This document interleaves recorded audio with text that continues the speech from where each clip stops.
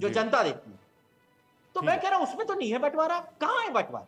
ठीक है, लंकेश जी सरकार कुछ जहां कहना बंद करे और कोई पूछने वाला भी नहीं है और सवाल उठाना भी गलत है। बिल्कुल 1% लंकेश जी कुछ सवाल कहना उठाना चाह चाहिए। लंकेश जी कुछ कहना चाह देखिए, मैं एक चीज बताऊं, मैं जन्म से और कर्म से ब्राह्मण हूं, और जो लोग ये कह रहे हैं ना, वो सिर्फ और सिर्फ राजनीति कर रहे हैं, चाहे वो सपा वाले हो, कांग्रेस वाले हो, भाजपा वाले हो या कोई भी। मैं किसी राजनीतिक दल से नहीं आता।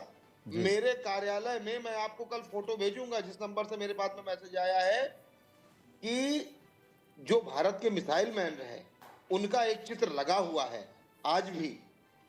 अब्दुल कलाम आजाद साहब, डॉक्टर नसरुल बेग साहब हमारे गुरु रहे, उन्होंने हमको संस्कृत सिखाई। वो भी शुरुआत में मैंने सुना है कि मदरसे में गए थे। वो भी शुरुआती शिक्षा उन्होंने मदरसे में हासिल की।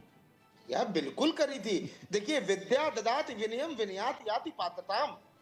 विद्या आपको विनय देती है, और ये नहीं होता है कि आप चढ़ जाएं बिल्कुल और सीधे धर्म पे बात करने लगे और मुद्दे से। देखिए, शांति से हम लोग आज नेशनल टीवी चैनल में बैठे हैं, आप जैसे योग्य पढ़े लिखे लोग हैं, और इस तरह से एक दूसरे पे पर्सनल टीका टिप्पणी करेंगे, वो चीज बिल्कुल गलत होती है। और आपको पूरा देश सुन रहा है, और आपकी इस छवि का बच्चों पर क्या प्रभाव पड़ेगा? यदि वो डिबेट आप देखेंगे तो वो ये सोचेंगे कि एकदम से भाषा में परिवर्तन हुआ, चीजें में हुआ। मैं जो भी माननीय न्यायालय का फैसला है उसका समर्थन करता हूं। सरकार को, सरकार से भी आपके चैनल के माध्यम से निवेदन करना चाहता हूं कि सरकार इसमें कुछ इम्प्लीमेंटेशन करे और सभी को एकजुट रहना सिखाए।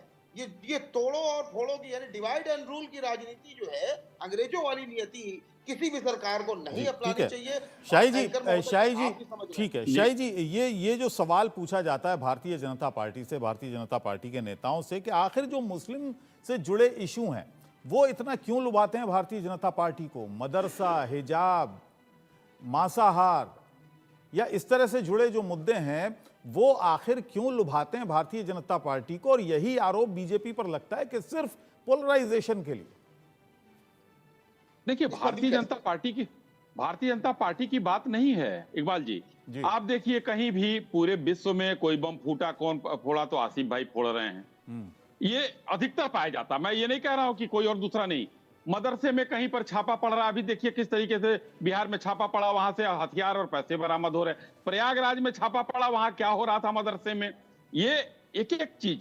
अगर हम बात करें किसी और अन्य चीजों की, तो हम लोग ये नहीं कहते हैं। हम तो सीधा सीधा, अगर भारत सरकार का, लंकेश जी बस एक लाइन, राजनीति और वक्तव्य समय के अनुसार बदलते हैं।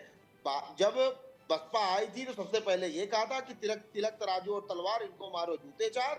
और जब अगली बार संकट पड़ा तो हाथी नहीं गणेश है, ब्रह्मा विष्णु महेश है।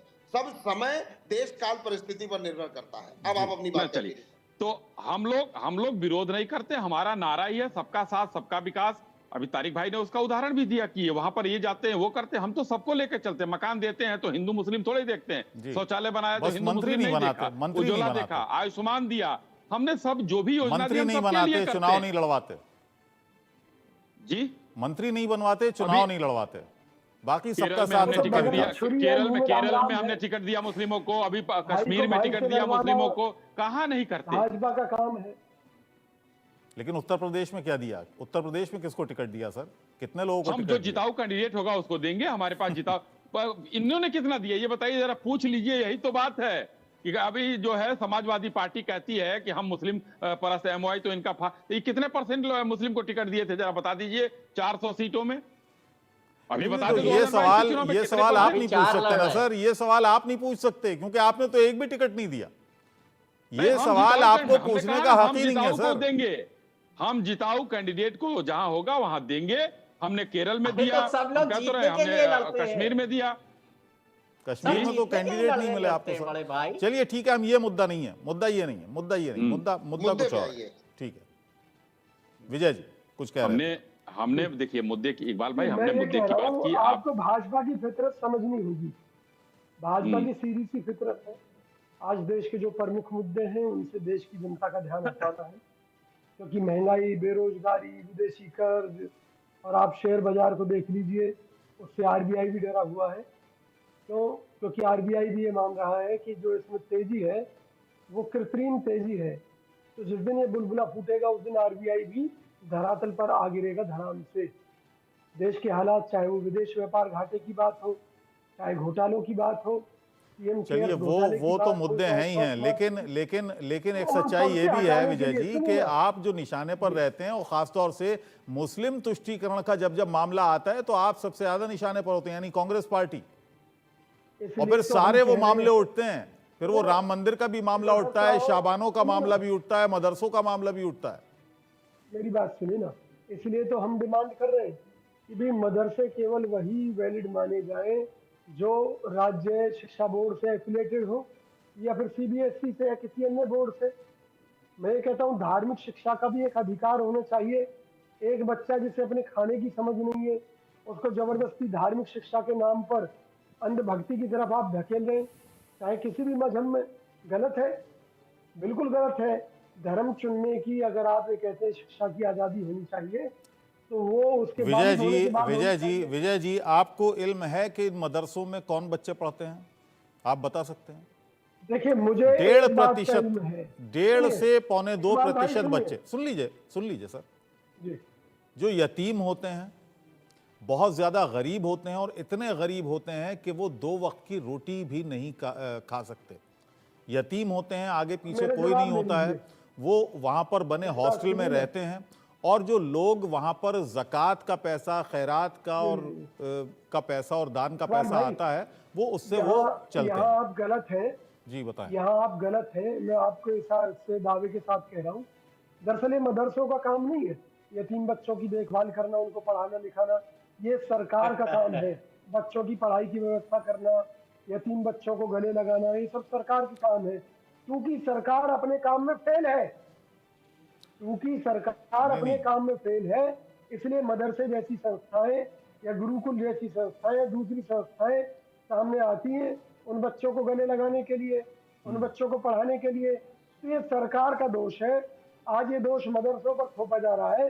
तो मैं ये कह रहा हूँ कि सरकार अपनी ये व्यवस्था बता दे कि भी उनके पास ये व्यवस्था है। मैं समझता हूँ मदरसे खुद अपनी इस जिम्मेवारी से पीछे हट जाएंगे। आबैल मुझे मार कौन चाहेगा, मुझे बताइए। भाई मदरसे क्यों कर रहे हैं? मुझे मार नहीं है, मजबूरी में कर रहे हैं, क्योंकि सरकार काम नहीं कर रही और वो गरीब यतीमों को मरते नहीं देखना चाहते, जो धार्मिक संस्थाओं वाले, सामाजिक संस्थाओं वाले लोग हैं। अरे विजय भाई, ये मदरसे जो है 2014 के बाद ही खुले हैं क्या? उसके पहले नहीं थे ना, बंद थे उसके पहले।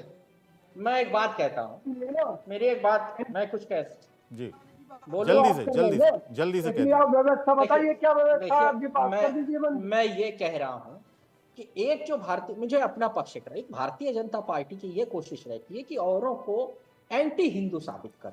भाई जब हम लोकसभा लड़ते हैं तो मात्र 4 कैंडिडेट लड़ाते हैं। अखिलेश यादव साहब खुद इटावा में इतना बड़ा मंदिर बनवा रहे हैं अपने उससे। मैं ये कह रहा हूं, और वो सनातनी है, मगर सामने वाले को साबित कर दो। अगर मैं ए के लिए कुछ कर रहा हूं, इसका मतलब ये नहीं है मैं बी का विरोध कर रहा हूं। मैं ए के लिए कर रहा हूं और मैं हूं बी ही, और बी के साथ हूं।